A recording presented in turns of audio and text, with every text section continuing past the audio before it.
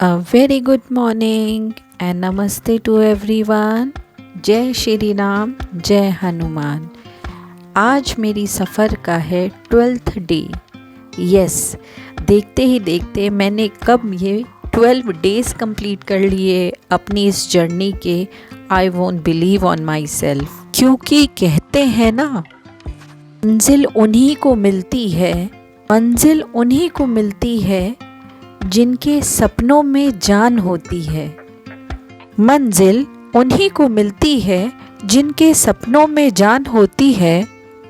पंख से कुछ नहीं होता, हौसलों से उड़ान होती है, हौसलों से उड़ान होती है। जी हाँ, इसी हौसले के साथ मैं अपना सफ़र जारी रखूँगी। नमस्कार, जय श्री राम, जय हनुमान। और इस सफ़र में मेरा साथ देने के लिए बहुत बहुत शुक्रिया।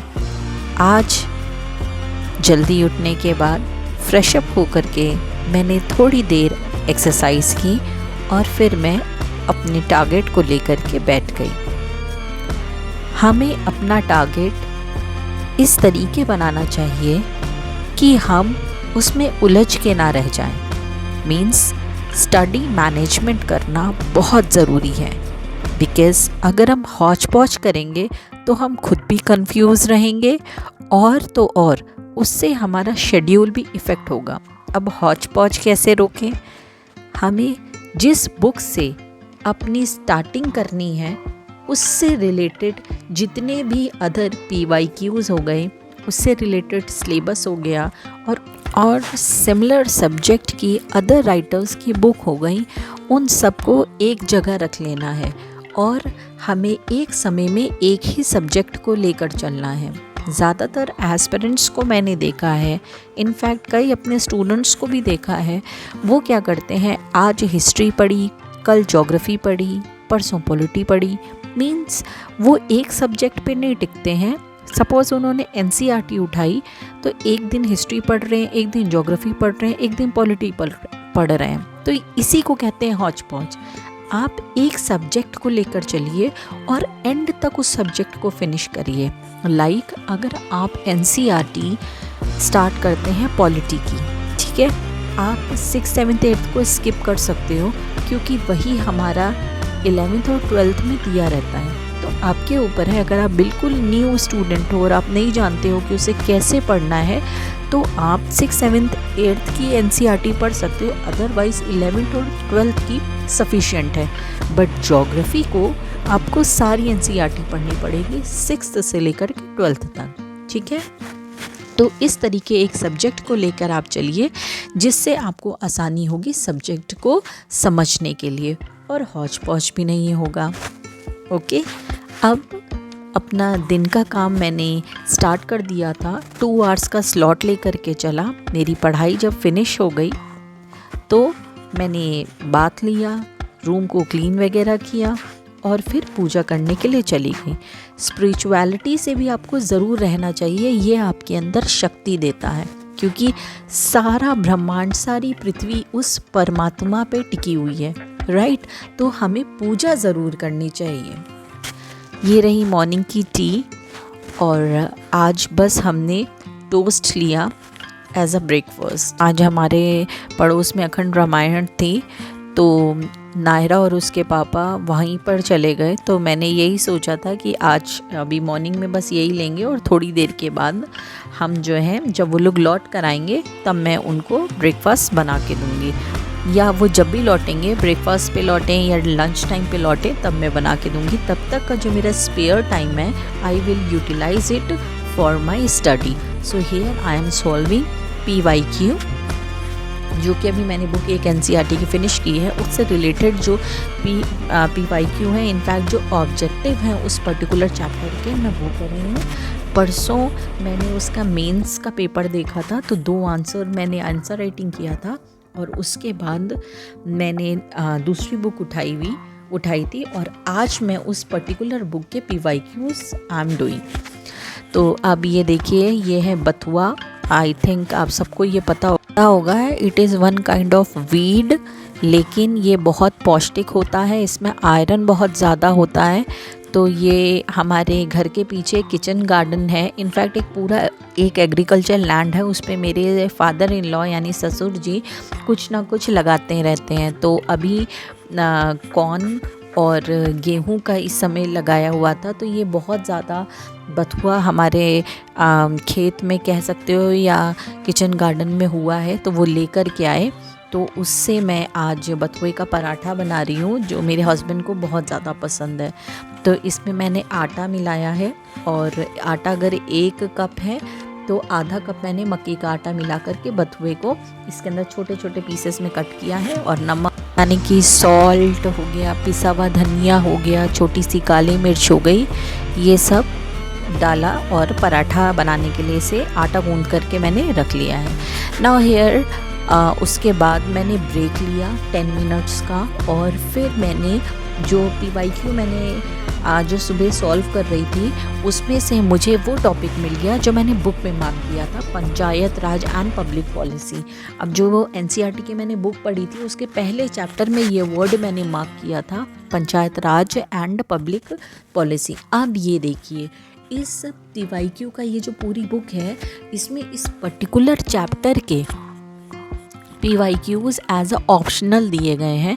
इसमें ऑप्शन है और मुझे इसे सॉल्व करना है। बिल्कुल ये उसी पैटर्न में है जैसे एग्ज़ाम आता है। ऑफ कोर्स ये PYQ प्रीवियस ईयर क्वेश्चंस हैं, तो पर्टिकुलर वही चीज़ को छांट करके, यानी कि पंचायत राज से रिलेटेड और पब्लिक पॉलिसी से ही रिलेटेड इसमें सवाल दिए गए हैं। और आप देख सकते हो अलग अलग ईयर के दिए गए हैं, और कहीं कहीं पर मेंशन भी किया गया है कि ये किस तरीके कैसे कैसे पूछे गए हैं, राइट। और आफ्टर सॉल्विंग द पेपर, ये पेपर जैसे ही ख़त्म होगा इसके पीछे हिंट भी दिए हैं, यानी कि आंसर जो दिए हैं उसको भी अच्छे से एक्सप्लेन किया है, ताकि हमें ये पता चले कि अगर ये आंसर है तो ये आंसर क्यों है, राइट। तो here you can see number of questions are given here. और यही होता है, क्वेश्चन को ही कभी कभी चेंज उसकी लैंग्वेज कर देते हैं और सेम क्वेश्चन को रिपीट कर देते हैं, ऐसा अक्सर होता है। पर उसके लिए हमें पता होना चाहिए कि वो क्वेश्चन कह क्या रहा है और उसका क्या मतलब है। That's why I am saying PYQs are really very important. वो आपका बेस क्लियर करते हैं और दूसरा आपको बताते हैं कि क्वेश्चन का स्टैंडर्ड क्या है, राइट। तो मैंने NCERT जब पढ़ी थी तो उसमें एक पर्टिकुलर टॉपिक को मार्क किया, मेरे दिमाग में वो टॉपिक था, साथ ही साथ मुझे ये टॉपिक आगे इन लार्ज लेवल में पढ़ना है, तो मैंने डायरी में भी लिख लिया था। नाउ जो यहाँ पे कैरेट देख रहे हो ना, ये भी मेरे किचन गार्डन की ही है। चढ़ा करके रखा था बथुए का साग, उसे पीस लिया और अलग से उसको पीस करके रख लिया है। और ये बनाए मैंने पराठे। नायरा के पापा आ चुके हैं, नायरा भी आ चुकी है, तो मैंने उनके लिए पराठा बनाया है और ही लाइक्ड इट। और नायरा को भी ये पसंद आया, वरना वो ये सब चीज़ें नहीं खाती है, लेकिन उसको ये अच्छा लगा, तो she test it and she said that okay मम्मा कल फिर बनाना, मैं खा लूँगी।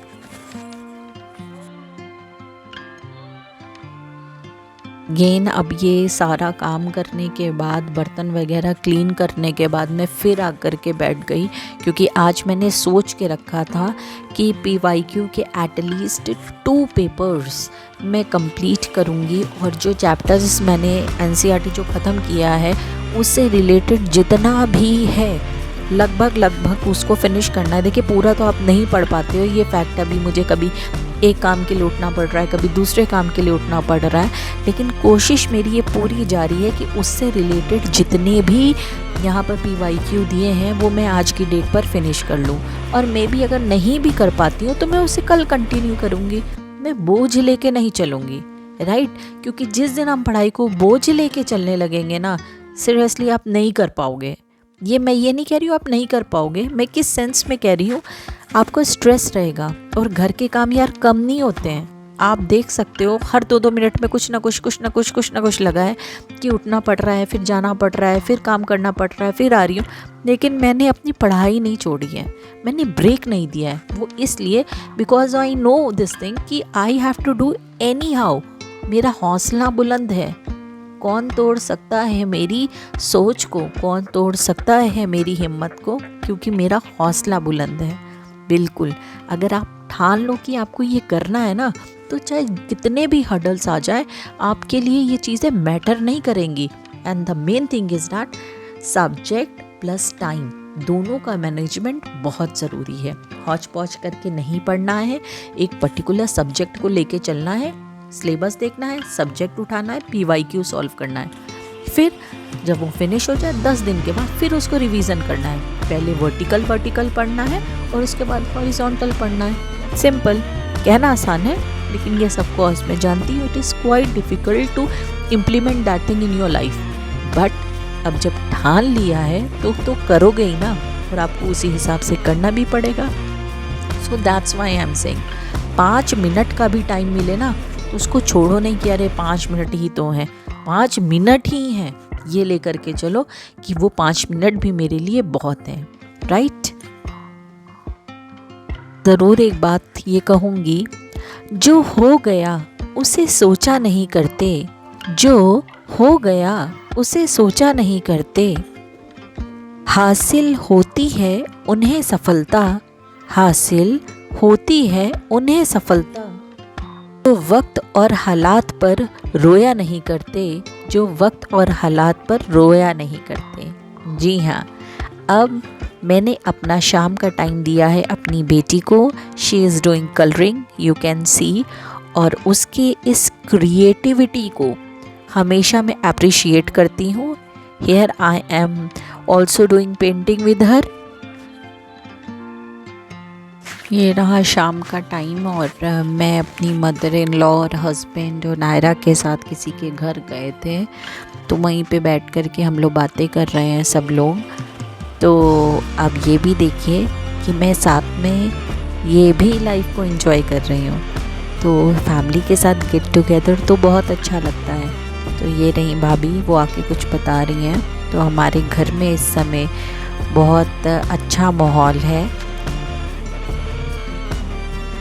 तो हो रहा है इस समय रात का 11 टाइम, और अब मैं अपने पूरे दिन का जितना भी मैंने पढ़ाई की है उसका रिवीजन शेड्यूल स्टार्ट करने जा रही हूँ।